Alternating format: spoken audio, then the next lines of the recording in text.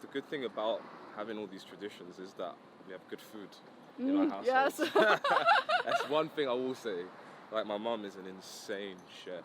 Like, she can cook. Like, I'm getting hungry. Oh my God, if you saw me on my first day at work, you would laugh. I had like 2 slits in my eyebrows, full suit, gosh. coming into this professional firm, and everyone was like, who the hell is that? And I literally watched him like do his little melody, record it, do his drum line, record it in, and he pressed play, and just literally something in me just was just like, this is exactly what I've been waiting for. This is exactly what I was waiting for. TROYBOI. My name is Troy. Where's the boy? That was the thing. Where's the boy at? Where's the boy at? And when we went from there to like nothing again, like, you know, we've been through some hard times. Like, it was not, this whole rise to get here has not been easy. Hi, today here with TROYBOI. Hello. I think I actually heard yourself like, I want to say 4 years ago. Oh, wow. Yeah, way back. I was still in college back then, and then stuff with like Sound Snobs. Wow. I was like, holy crap. Oh my gosh. And then it's now a you're... It's an absolute pleasure to see you. Yeah, like time has changed so much. Like, I see you, like, and that venue is huge. It's crazy. It's so I'm like, damn. Like, 4 years ago, I know you're just like still putting stuff on SoundCloud, like a bit of shows here and there, but like, times have changed. Times have That's changed so exciting. big time. I know. Like, I mean, it's a real, like I always say, it's a blessing, it's an honor, and like, it's just surreal, like, to be able to come from London and come to such a crazy place like LA, and have an audience like there, you know. So I'm very overwhelmed that the music is able to do that. Yeah. So were you born in South London, or? Yeah, born and raised Southeast London, around like the Lewisham, Deptford, Peckham areas. And then I've just literally moved to Miami now. What was it like growing up there? Like, how was your childhood like? Well, I mean, it was, you know, I mean, in Southeast London, it's like considered the more urban sort of area. So it was definitely rough. I can't lie to you. I went to school in Peckham. Yeah. You know, so there was a lot of ish going down. You know, and people from Southeast London, they know, you know, it's pretty nuts. But especially back in the day then. But happy to have moved past all of that. What kind of stuff were you into back then, like teenage years? And I used to love just hanging out with all my friends. I used to like going to the movies, playing PlayStation, whatever the games console was. I was a big gamer back in the day. I still am a bit of a gamer actually now, to be fair. I love my PS4. And just stuff which normal kids would do, you know? What kind of like subjects were you into back then? All the arts, creative stuff. Oh yeah? Yeah, like art, music and drama was my thing in school. I got good grades actually when I was in school. I mean, I tell you what, it was funny because I was getting good grades, and then I think like for like the last 3 years, I think, you know, when you start hitting the teens or whatever, it dipped like really bad. And then I think it was the final year, and like I remember like my teachers was like, yo, you've dipped. Like, what's going on? Like, you need to like smash your last year exam. And I remember I just said to all my boys, and like, I went to an all boys school, and we used to just create havoc all the time. But like I was like, boys, listen, man, I need to get into college. I've got to just like hold it down for a year. So literally, I buckled down for that final year, got my grades, and went on to the next stage. Yeah. So I made it. Are your parents creative also, or? I wouldn't say that I say they're creative in their own natural way, but they're not creative in the sense that they did something with their creativity now, like music. I mean, my mum and dad, they've loved music. They love music. They always used to play like all the latest records which was out at the time. That's pretty hip then. Which was sick. Yeah. And then also like, they obviously saw that I was very keen into music myself, so they definitely encouraged that in whatever way they could do that. If I wanted, like for example, if I liked music, I'd be like, Mum, I love this track, can you buy it for me? Because before it was all cassettes. Yeah. So I'd be like, Mum, I love this song, so she'd take me to what was the equivalent of our the equivalent of HMV, buy me tapes and whatever music I liked. And then I remember when I was 13 or 14, when I first started to like delve into music production, and I told my mama that I wanted to do it, she bought me like Cubase. So that was like the first thing when I was like maybe 14 years old, big time. What fields are they in, and like career stuff? So my dad was, he was more of like an all-arounder, but I mean, he used to profession in like painting and decorating. Oh, He was wow. a contractor for that. And then my mum, she's always been in childcare. So she's, even to like now, she's been looking after kids since she was like 18 years old. Like all like infant children, so. Did you have like a musician in your family? Let me see. I know my uncle, on my dad's side, he used to play the piano. Yeah. Like in like church and stuff like that. But I mean, as far as like musicians and stuff, not really. I think I might be the anomaly. Yeah. I think everyone else is more like, you know, doctors and, yeah. you know, nurses or architects, that kind of vibe. But So yeah. your mom's like Chinese and like a bunch of others, your dad's Nigerian. Yeah. Did you ever have like, I guess like identity issues? So we're both mixed. I'm like half American, half Chinese. Oh, wow. And actually it's been pretty Amazing. interesting. I've asked a lot of like mixes if they've had like identity issues, and a lot of them actually have, because they kind of associate with like a certain race or like ethnicity. Yeah, I mean, I've never really, not really had any identity crisis. I mean, it's been weird, and when you, as you grow older, like you kind of understand, like, hold on, my bloodline is this, where do I fit in? But I've always just embraced every single one of them, because I'm so proud of all my cultural heritage. Yeah. Super proud. Like, reminder, like my dad's Nigerian, and my mum was born in India, but like Chinese and Portuguese heritage. Yeah. And I've been to India, I've been to China, I've been to Portugal, I've been to Nigeria. So for me, you know, I love all the cultures. I've taken like a lot of it. I've taken a lot of the music from those countries. What is it kind of like growing up with such diverse parents, like traditions? Is there like a one, I guess, like country that they follow, or like do they just do all the different traditions? They just, you know, I think my mum, she mainly, it's hard to say really. I mean, the good thing about having all these traditions is that we have good food in our household. Yes. That's one thing I will say. Like, my mum is an insane chef. Like, she can cook. Like, I'm getting hungry thinking about it. Thinking about your mom's food, Oh that's my so God. funny.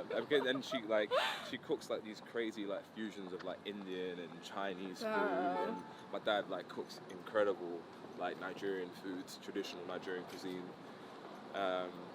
So I haven't had it for a while because I haven't been home. Yeah. Been working, but. Have they always been supportive of your music from the onset? Always. I mean, obviously, you know, parents will always have their, you know, anxious moments about, hold on, this is music, it's not really like a guaranteed thing. But I think I was quite lucky, like I said, when I was 18 years old, and I said that I wanted to go straight to work as a real estate agent. I proved myself to them when I was 18, because ideally they wanted me. Go straight from high school into real estate? Yeah, from from college, not university, but like college. Like when I was like 17. What did you study? Christ the King sixth form college in Lewisham. So basically the next route after college is university, and I was really against it. My dad really wanted me to go uni, but I was like, listen, Dad, I want to go straight to work. And so I proved myself from 18 all the way to 25 that I could make something of myself. So when I was 25 and said, yo, I want to go into music, they were like, son, do your thing, because we believe in you. When you were 18 years old, instead of going to university, you went out into the world and you proved yourself. So they were just like, kill it. Was the school thing more of like, you didn't really like studying, or is it just like you couldn't find something that you were really passionate to study? For me, I just thought like, I don't know, I just felt like I was just keen to go out into the world and just make money and just grind myself, you know? I felt like I was just tired of sitting behind a book, and a book should dictate for me how much money I could potentially make. Do you know what I mean? And I thought, and the thing is, I think also, beforehand, before music and all, I had a side job, I was working in a shoe shop. And I used to be really good at selling shoes. And I think, whatever reason, and then I thought, you know what, if I can sell shoes, let me sell something of higher value. And that's when I said, right, I'm going to do the whole real estate thing. How did that idea even come to your head? Did someone was like doing real estate and you like mentored you? I mean, I didn't even know, but like. I mean, honestly, I wasn't a dumb kid. I kind of just thought, right, I just went online like and just said to myself, what is potentially going to make me money? What can I sell that is going to make me more money? What salesman? I've got salesmanship skills. So what can I do, which is going to be like, you know, of that high value? And it was houses, and it worked out. It really did. So. Did you ever think of like doing real estate at such a young age? People wouldn't take you seriously. Well, a lot of them didn't, and it was only until when I was out selling the main sellers. I imagine I was 18 years old, fresh off the block, and there was like 30-year-olds, like you look old for senior. Your age, or? I was. Oh my god! If you saw me on my first day at work, you would have laughed. I had like 2 slits in my eyebrows, full suit, coming into this professional firm, and everyone was like, "Who the hell is this kid?" Like, and then. But you did better than all of them. But I did better than everyone, and then the reason why I had to leave one of my companies is because I used to get bullied on because I was the young kid. That's ridiculous, and you're pulling in the most money. It was sucked, so yeah, that's funny days, but I'm glad they're over now. Yeah. Jesus, goodbye. Were you into it itself, or were you just into like the money aspect? I mean, there's nothing better than a buzz of selling a house or renting a house out, and you know, you're gonna get paid for it. But I was good for it, but I was good, you know, good at it, but I always knew deep down that, you know, music was the one thing that I always wanted to do. Because even in those times, I was always making music. I was always producing tracks. So I'd start work at like 7 in the morning, 8 in the morning, get home at like 9 or 10 at night, and then I'd spend 6 hours making a beat and then do the same thing again every single day. So I was super into it. Did someone show you, like, how did you even think about like producing music? So I was in a music technology class. I think it was the first time this was like, when I was 13, 14 years old. I went to music lessons, Yeah. And at the back of the music class or music room, there was someone had bought like a brand new computer and there was a keyboard in front of it. Literally 5 minutes later, one of my older students went up to the setup and I was like, what are you doing? I'd never seen someone in front of a computer and whatever. I was like, what are you up to? He was like, I'm making a beat. And I was like, what do you mean you're making a beat? Then I literally watched him like do his little melody, record it, do his drum line, record it in, and he pressed play, and just literally something in me just was just like, this is exactly what I've been waiting for. This is exactly what I was waiting for. Because I was always super curious about how do you make, or how do you like produce music? How do you get it to, I don't know, how can you construct songs? You know, and when I saw that was the way, like through computer music, I was just like, this is exactly what I need. This is exactly what I've been waiting for. Were you doing instruments before that? Yeah, I was playing, this is the thing, I was like, had a keyboard, like one of these Casio keyboards, and I used to always play like my own melodies and things. I used to think, how can I record it? There was no record. Oh, so like even way back. That's what I'm saying. I was just so curious. I was like, how do I do it? And then I always used to think about like, I'd always see like producers in massive recording studios. I was thinking, how the hell am I gonna get there at 14 years old? And then, like I said, to see that so simple in my classroom, I was just like, this is me. This is me all day long. How do you describe the initial music that you made? The initial music, I can't really remember, to be honest with you. It was like, I know it was definitely around the kind of hip hop influence stuff. It was definitely very kind of, it was a crossbreed. It was actually a crossbreed between like hip hop and grime, because I was always making like, I was very heavy into grime back then, like listening to like super underground like Skepta and Kano and all the classic guys from London, like Lord of the Mic. That was like the classic DVD to watch. Did you work with like a grime artist then, like for vocals? Would I? I would love to. But you didn't like growing up? I didn't work with, I mean, I did work with grime artists, but like none which made it. Do you know what I mean? So, but I worked with quite a few grime artists from like Southeast London and stuff like that. Were you always under TROYBOI, or was there another name that when you were I think I went under a few. I think it was like one I had like Mr. Beats. Oh, that's what I was gonna say. I could find them online, but then Mr. Beats, I would never be able to find that online. There's probably so many people with that. That was the thing as well, because I think I came up with Mr. Beats because again, like back then, no one was really making beats or knew what was beat making. So that's where I came up with that. Super original. And what else? I think that was it. And I think, yeah, and then I think just TROYBOI just came to me because that was always been my nickname. Yeah. You know what I mean? At what age did you actually start TROYBOI? I think I put my first track online under TROYBOI probably 4 years ago. Oh my god, so like pretty much as soon as I found you. Literally, like as soon as, so that was the first thing. But TROYBOI has always just been like the pet name. Like, where's TROYBOI? So I thought, change the Y to an I. Oh, so that was actually your nickname that people called you? Yeah, TROYBOI. Oh, wow. So my name is Troy. Yeah. Where's the boy? That was the thing. Where's the boy at? Before you met Ice Cream, were there other people that were like doing the same thing as you? Friends that you like were in the studio with, or was just kind of like yourself that you were doing stuff with? Yeah, I was lone wolf, man. Like literally, I mean, I only really started to take it seriously from when I put my first track out. And when I put my first track out, that was, I mean, I'd like just met Ice Cream like probably about a year before, or like around about that time. So how did you meet him again?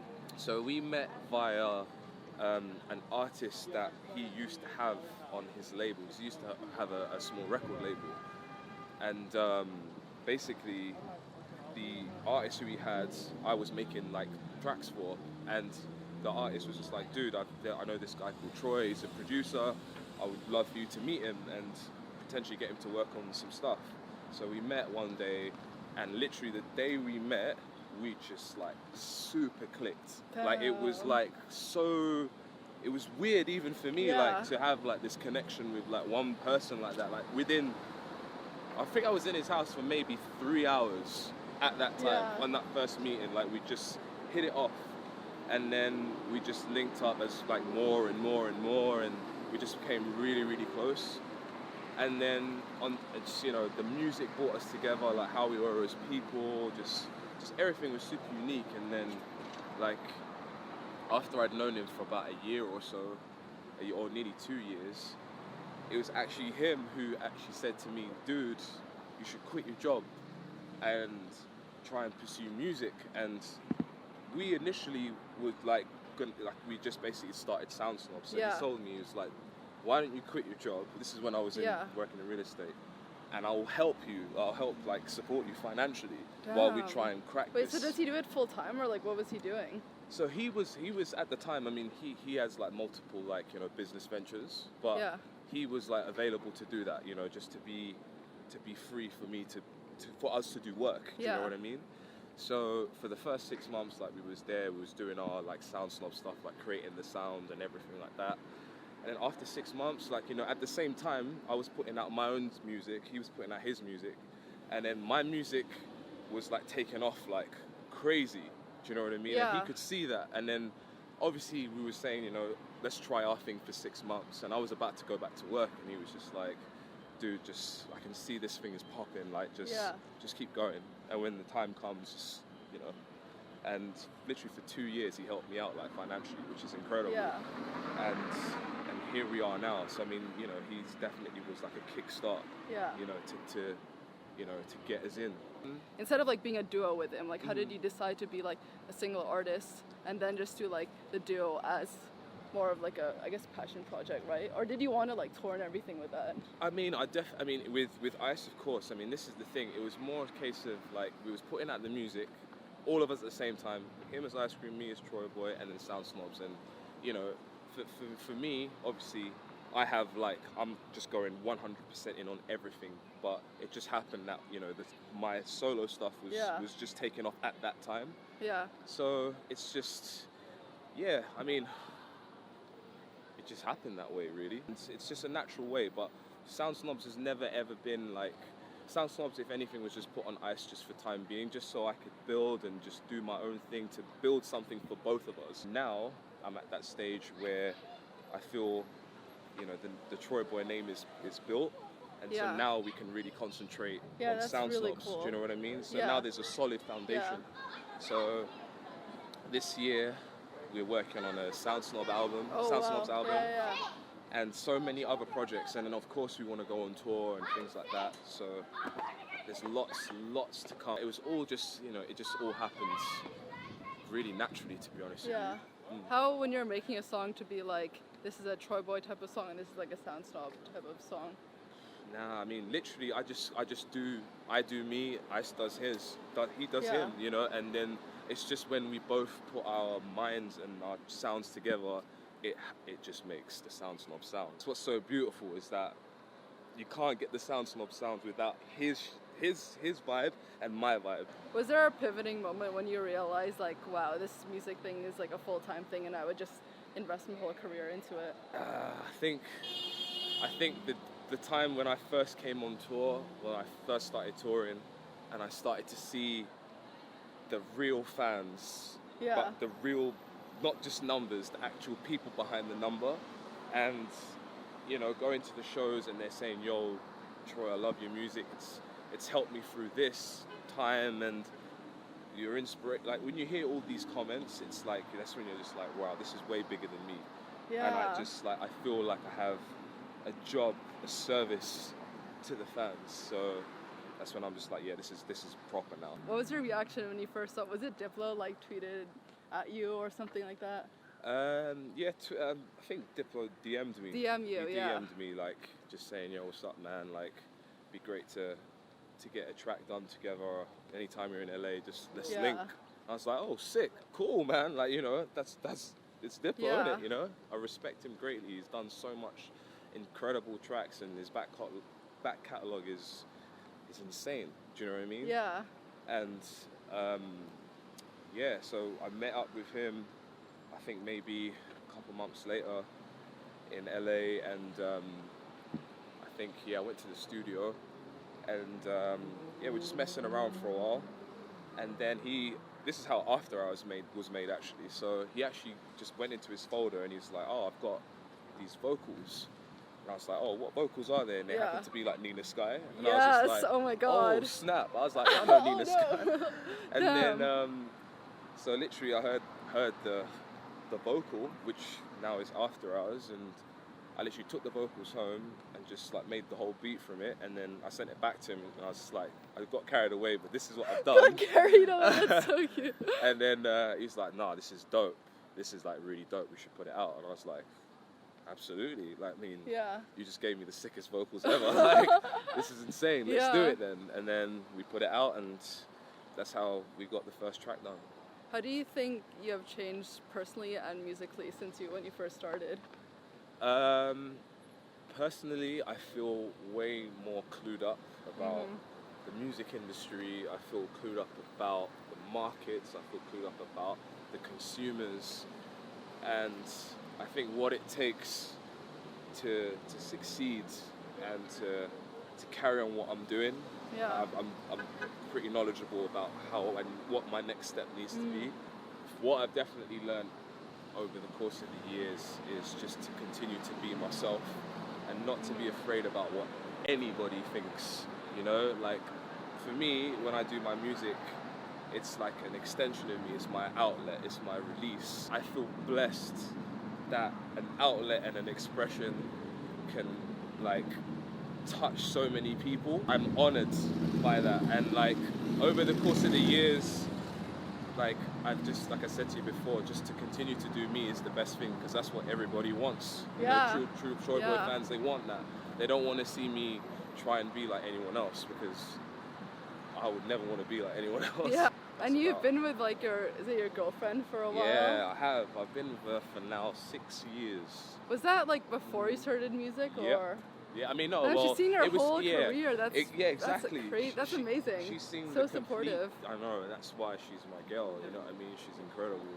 Like, she's definitely like one of the secrets behind, you know, the success. She keeps me grounded, and you know, you need someone who's going to support you, like, in that manner, especially in this industry. Was it difficult, kind of? I guess you're like touring so much. It's pretty much like long distance, right? Oh, it is. You know, it can be tough. You know, because you know, sometimes you're away for 1 week. Sometimes it's crazy. Like, sometimes I'll say to her, okay, I'm going to be back in a week. And then when a week comes, I'm like, actually, I have to stay for an extra 3 days. Yeah, and things like that. That hurts me so much more, you know, because that's like my treat to go. That sounds like that's my treat to go home and see my girl. Like, it's my reward. Do you know what I mean? So sweet. So, and then to someone to say, no, you got to stay for an extra 3 days. It sucks, but... That's so chill of her to, I guess, just see you grow and just, but like, have so much time for yourself and to do what you really like. That's really awesome. I mean, she's seen it all from the beginning, like from the very beginning, from when I started, from when I was in real estate, from when we went from there to like nothing again. Like, you know, we've been through some hard times. Like, it was not, this whole rise to get here has not been easy. Oh my God, like if anyone thinks that trying to get to this level is easy, it's not. You have to grind, and I'll be real with you, man. Like, I've been through some mad times on this journey, and I'm so thankful to be here and to have endured and to do this.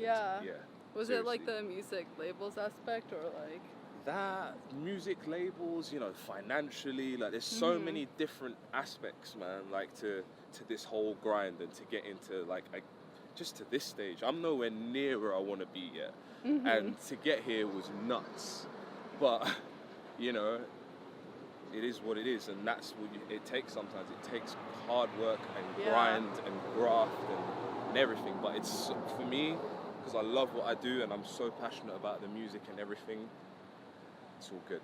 I'd do it all again. Last question, what do you want to be remembered for? For just remaining myself, for helping to inspire other people.